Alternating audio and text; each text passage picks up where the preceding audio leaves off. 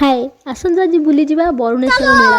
ତ ସମସ୍ତେ ପ୍ରାୟ ଜାଣିଥିବେ ବରୁଣେଶ୍ୱର ମେଳା ତ ବର୍ଷକରେ ଥରେ ପଡ଼େ। ତ ସେଠି ମାନେ ସମସ୍ତେ ଏତେ ବର୍ଷକ ଥରେ ଏତେ ଭିଡ଼ ଲାଗେ ଯେ ତ ସେଠି ଯିବା ହିଁ ମହା ମୁସ୍କିଲ। ଆଉ ଗୋଟେ କଥା ଜାଣିଛନ୍ତି ଏଠି ଜିରାରୁ ଶିରା ଯାଏଁ ଛୁଞ୍ଚିରୁ ସୂତା ଯାଏଁ ଯେଉଁ କୁହନ୍ତିନି ତାକୁ ସବୁ ଏଠି ମିଳେ।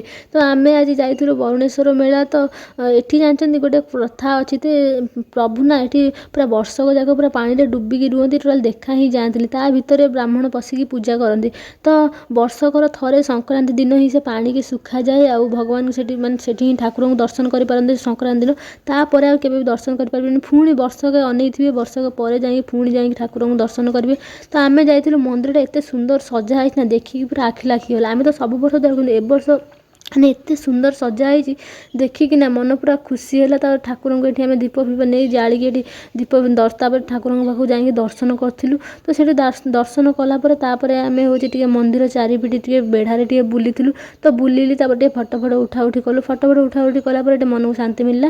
ତାପରେ ଆମେ ବାହାରକୁ ଆସିଥିଲୁ। ତ ଏ ପାର୍ଟରେ ତ ମୁଁ ଦେଖେଇଲି ଠାକୁରଙ୍କ ଭିତରଟା, ମନ୍ଦିର ଭିତରଟା କେତେ ସୁନ୍ଦର ସଜା ହେଇଛି। ତ ନେକ୍ସଟ ପାର୍ଟରେ ଦେଖେଇବି, ମେଳା ବୁଲେଇବି। ତ ଆପଣମାନେ ଚ୍ୟାନେଲକୁ ଜଲ୍ଦି ସବସ୍କ୍ରାଇବ୍